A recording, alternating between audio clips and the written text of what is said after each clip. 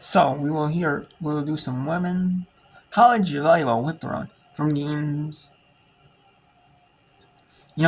We have a fifth set here between Sicker and Kinesis. We're doing all the games that are live on ESPN Plus here. And unfortunately, that is not an ESPN Plus game. This is untelevised. Even though Kinesis is in the MAC, the Metro Atlantic Athletic Group.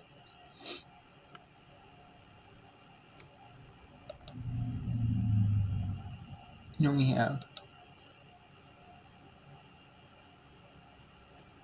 have Quinnipiac. We have Fairfield. We got 5 games from the 1 Eastern time slot here. So while we get them going here, I'll get them popped up. We'll whip around through some of them. ESPN Plus typically has the most ones of every single one. They have almost every single college conference. Obviously in in these conferences obviously would sign with ESPN Division 1.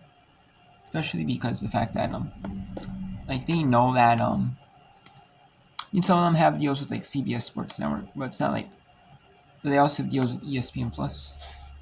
And they do that so then the one in ESPN so that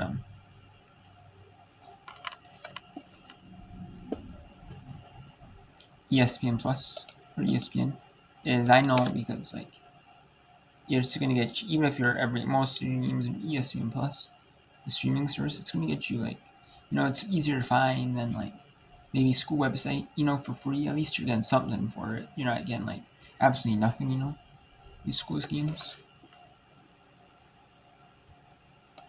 No matter what conference you're in. Obviously, I'm assuming the bigger conferences, the conferences that are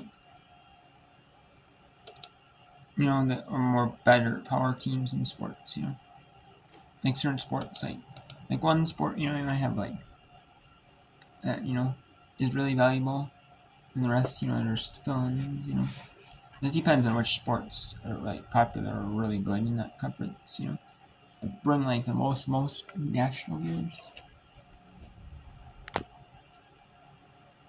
In these games, some of these games on these streams or ESPN Plus don't have the most viewers. Not all of them do. And there's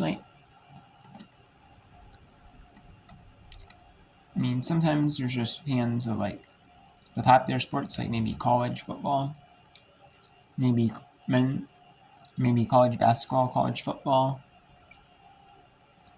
You see, they're just the fans of the really popular sports or certain sports like football only. But the real sport, they're fans of every school sport.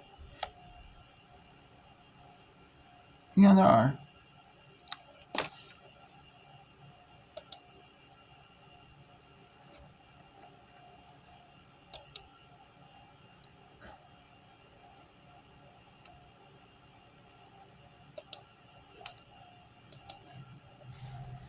We're just going to look at all 5 here.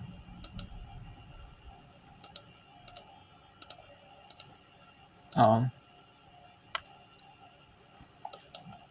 are only 5 games to whip around then. You know what I mean? But there is kind of like college basketball. If you do the whip arounds, college volleyball is kind of like college basketball, where there's almost a lot of schools have at least women's college volleyball. And the schools that have it, if you do women's volleyball, if you do men's and basketball runs, I do the runs for women's basketball games like that. And we have the same, especially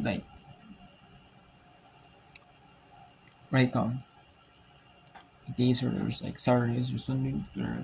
Saturdays is more than Sundays. Saturdays is a lot of games on Saturdays.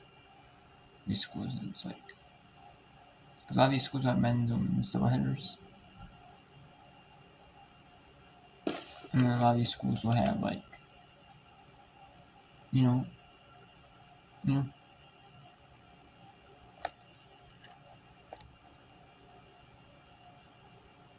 I mean, some of these schools may have well, non-conference, you kind of have to adjust your times. I know conference play a lot of these. No schools in volleyball might do some midweeks. There's some midweeks in volleyball. A lot of it, I mean, there are, but more of the games, a lot of these games are like double headers, where they'll do like Friday, Saturday double header. You know.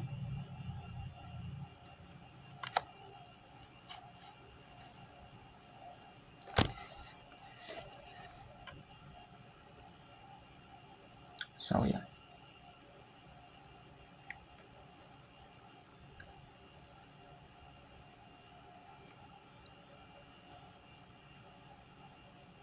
And so we'll also some look around.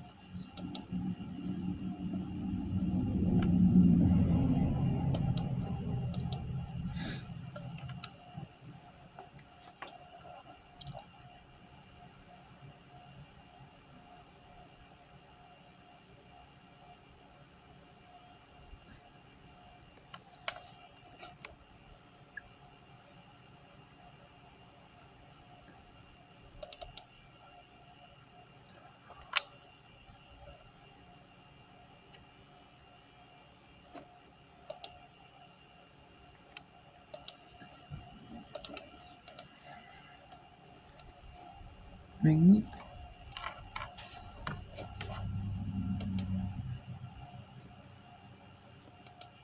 We have 5 games on what we're on right now. I mean, we have Manhattan, Quinnipiac.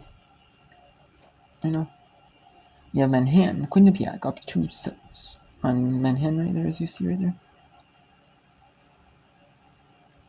They're up 11-5. We have Fairfield 7-9. But I mean, some of these schools have really tough non-conferences, like or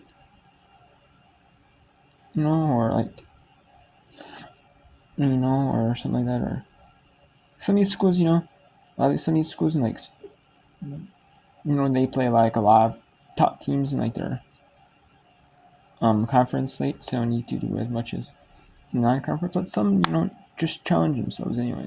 Try to get, we have Fairfield at 5-0 in their conference at Niagara, who is 4-1 in their conference.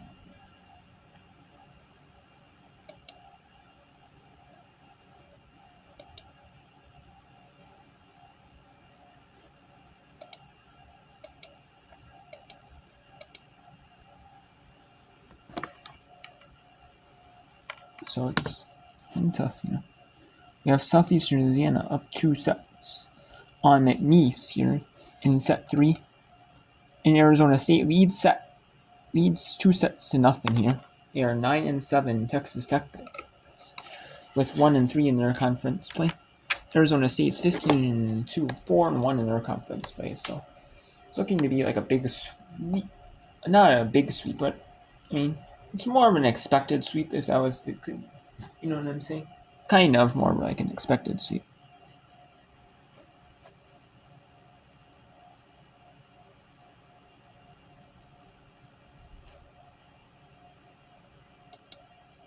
And we have Kansas at Cincinnati, Kansas is 4-0, 13-1 overall. Well, Cincinnati's 11-4, 2-2 in conference play.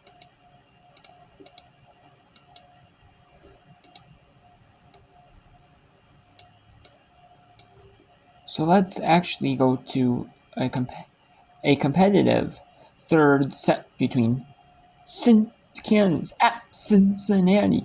Cincinnati is trying to force set 4 on Kansas here.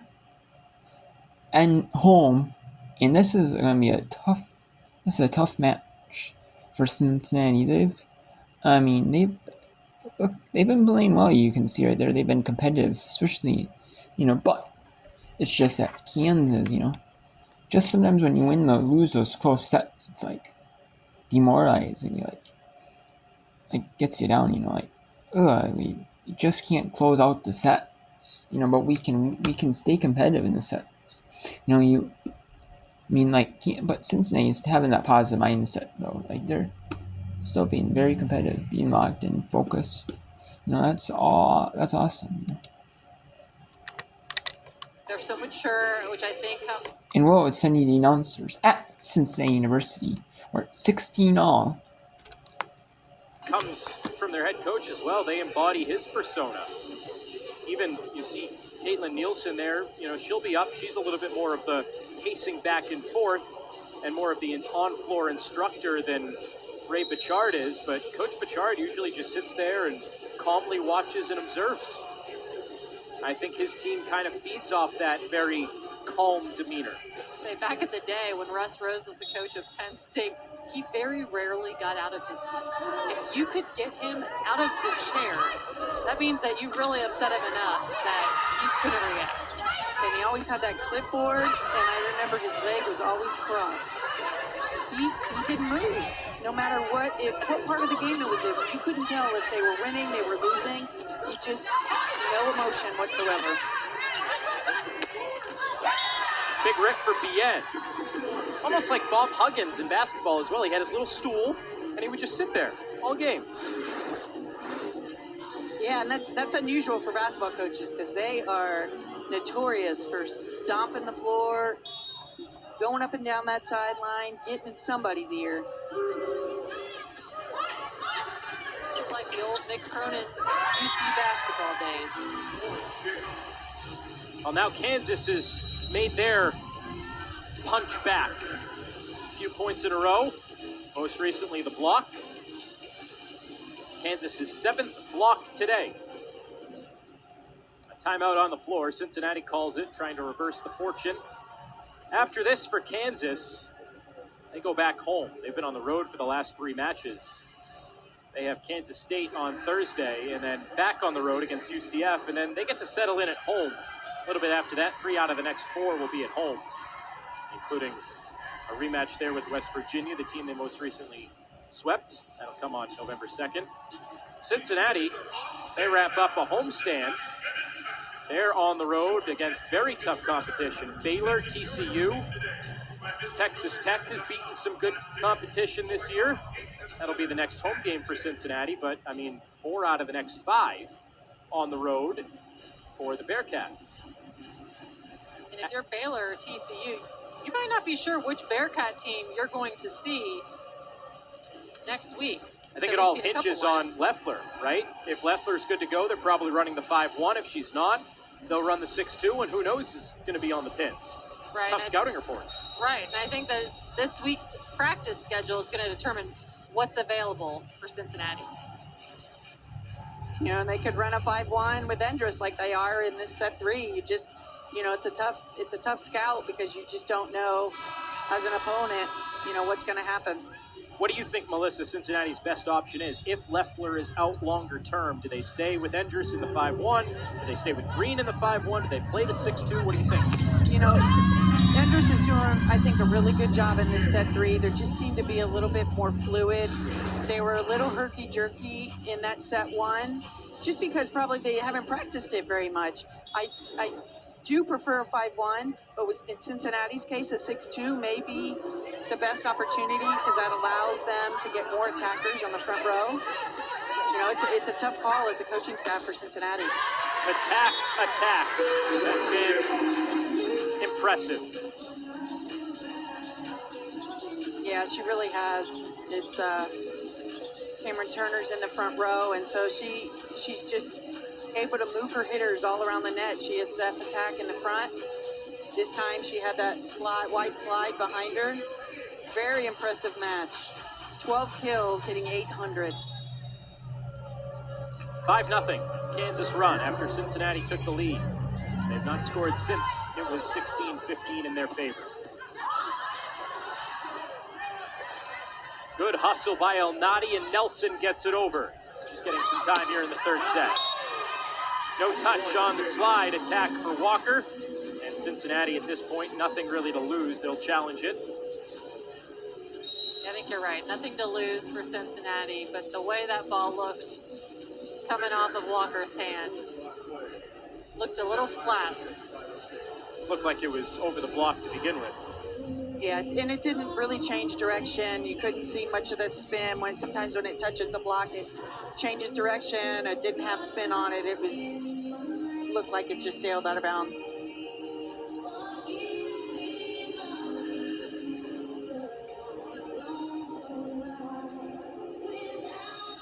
Now they're actually checking a net violation, not a touch.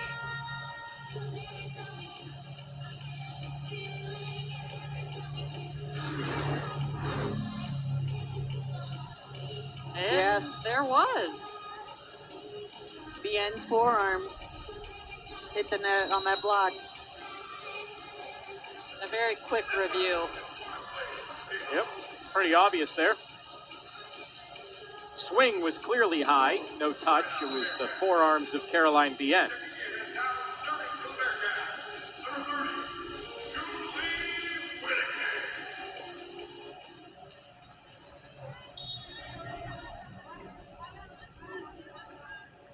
Cincinnati gets a much-needed point in their favor. Still down 3. Wow. Aya El Nadi from the back row. It's been a quiet day for her, just her 3rd kill. But they haven't needed much from Aya El Nadi once again. Kansas has cruised for the most part, led by Reese Patak, the freshman, who's having a career day.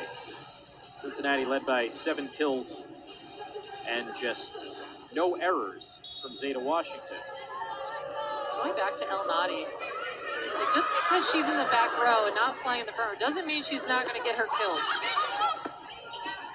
Well, she likely won't get it today, but by the end of the season, maybe within the next couple of matches, she will have 1,000 kills in what has already been a storybook career for Aya El Nadi. Okay, correct me if I'm wrong, but if all 3 of her kills come from the back row, does she have a kill from the front row? So that's impressive. You know, she just plays her game. And usually, sometimes as a player, you know, if one part of your game is you're not being as successful, you know, it hurts other parts of your game. But she's just cruising. She's a tremendous defensive player, tremendous server, and she'll just take her opportunities on swings from the back row. And again, just selfless, you know. I mean, front row, back row, she'll take the attacks when they come. Bien the last couple of years, hey, you don't want me to attack anymore, play defense, sure, that's fine. Hey, you want me to be an attacker again this year? Great, I'm up for it. Burgess, preseason freshman of the year. So we have that one is 22-18. Let's go to Quinnipiac here. And that is how it ends. Out of bounds and can get over on the touches. Into and that is 25-14. Quinnipiac. Sweet Manhattan.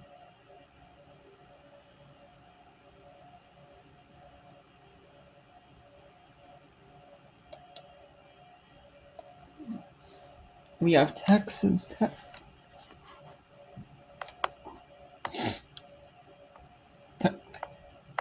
Trying to avoid a sweep.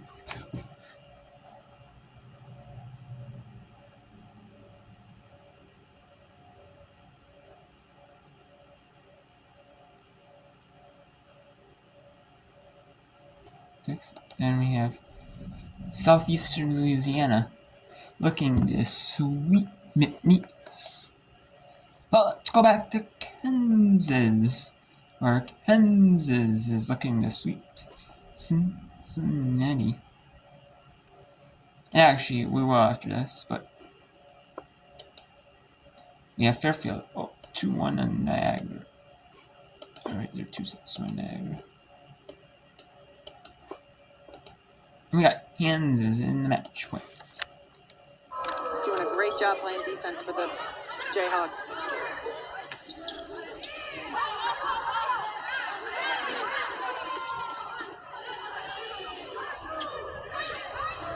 Glendenning adds one more, her 7th.